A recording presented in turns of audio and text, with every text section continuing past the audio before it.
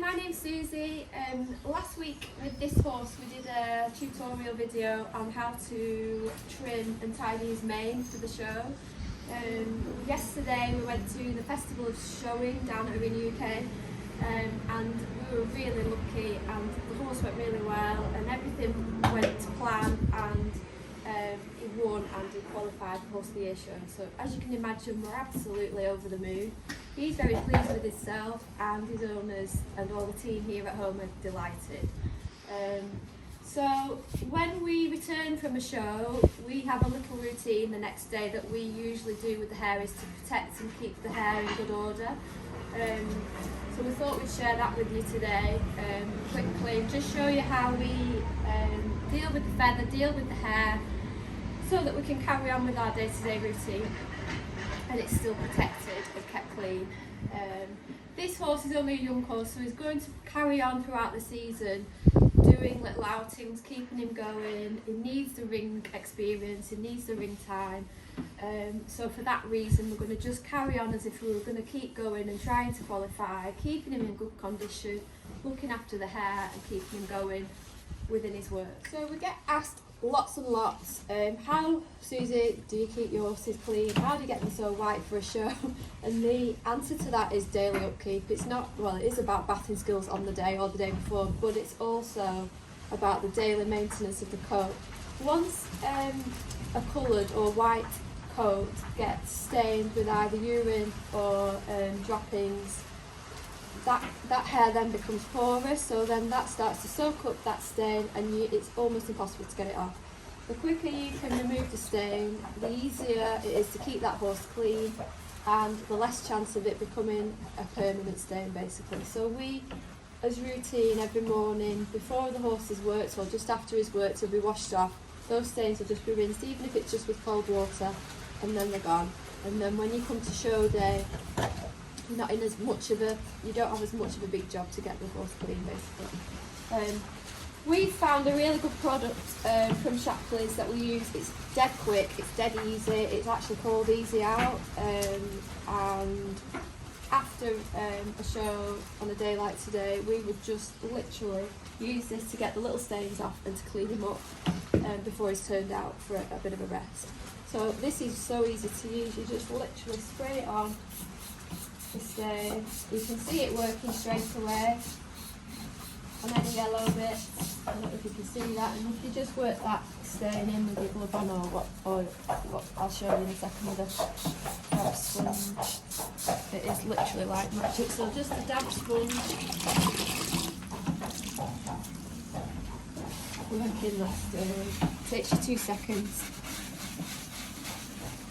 You should be able to tell that that's a lot cleaner, and then if we just dry that off quickly.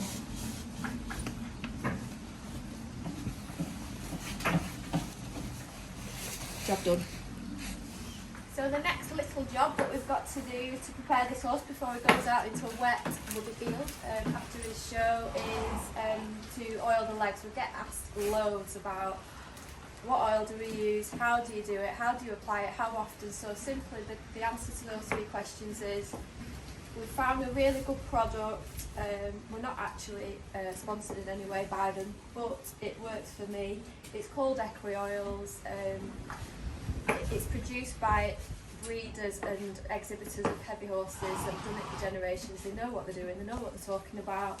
They've done lots of research on mites and the prevention and care of leg mites, which is a massive problem, or can be, with these sort of horses. There's lavender oil in it, so that has been proven to work really well to repel the mites. It's also got coconut oil in it, which is superb for regrowth and protection of the hair. And then the actual pig oil or mineral oil that it's based inside is just super. It prevents the mud from staining, it prevents the mud from burning the hair off. It does actually prevent stains as well, and it just coats and protects that hair, which is what we need. When he's out, it goes absolutely doolally, as a lot of them do. He likes to roll, he likes to run around. So we just know that if we apply this oil, the hair's protected, and it then is easier as we come to bath them. it's a lot easier to clean them because the dirt and the mud just flies off it. The next question is usually, Susie, how often do I do it? We quite simply do it every week. So on Monday morning, hairy horses, they're all oiled up and it's just part of our routine. Unless they've got a show midweek like this horse has, so he's then re-oiled after his show. So they're always kept, turned out, ridden, produced with oil on the legs unless it's show day, the day before they get washed out. We find the easiest way to wash it out is with fairy liquid. Some people disagree with that, but we find it good as a good degreaser. You can really get all the oil out of the hair. And then we go on top of it with a good shampoo, like the Shapley's Ectotone. That's what we like to use on the coloured horses, and that also puts the condition back into the hair. So we do it once a week. And then the way we do it, people do it differently. We like a good flat brush like this. Quite simply, we just apply it all over the leg from the top to the bottom, all the way around the leg. Then we'll pick the foot up and get the oil into the heels, which is quite important, again, to prevent the mud rash, to prevent the mites. So I'd start to apply the oil. I'll give it a good mix up with my brush, wipe off the excess on the lid of your container. Pick my well-shod foot up and apply it into the heel. You usually find that you lose hair in the heels throughout the year, so this can help again with the regrowth. Get it round the coronets. It might be worth mentioning this horse has been oiled many times, but if you're oiling your horse for the first time, I would do a patch test just to make sure you don't have a reaction. We've never had a reaction to oil before, but some horses can. Also be very careful if you have a blood horse, platted horse, or even a native, that they have completely different skin and hair, so that can be quite fine. And then you might not want to put oil on that horse's legs. Sometimes it can burn if they are quite sensitive. So get it all the way around from the top right to the very tips of the hair. Rinse the arm. Shyman once taught me that you might as well not bother to oil your horse's leg unless you pick the hair up and get underneath. So I always do that like a good girl. Get it into the hair.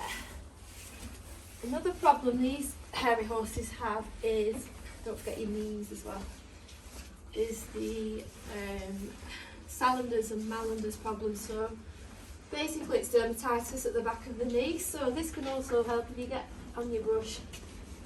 Get plenty in there, and then with your plastic glove just rub it into the back of the knee. It keeps the skin soft and prevents the build-up of the scabs that some of you quite often say you get. And then just get that oil into the skin. It's so good for the creases in the heel. This horse doesn't stamp, and I do believe it's because he's well kept. His owners keep him the same all through the winter. He loses minimal hair through summer and winter, and this horse is turned out year round.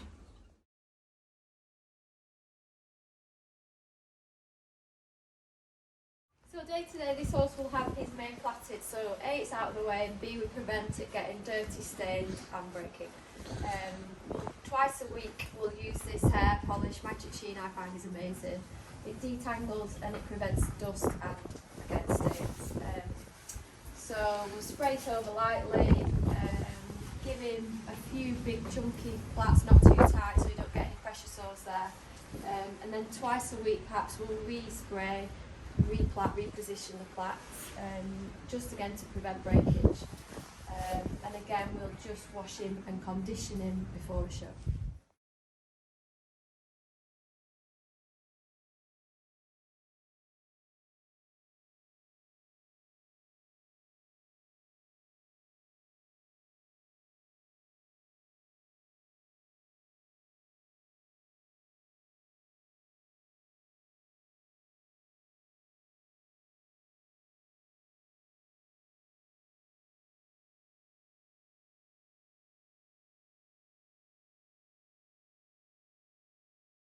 So with the tails, we treat them very much like we treat the manes.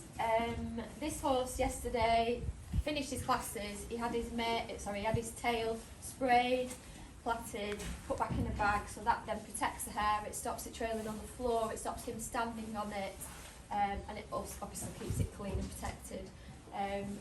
Worth mentioning, when you're travelling home from a show or anywhere in the wagon or in a trailer, really think about protecting the top of the tail.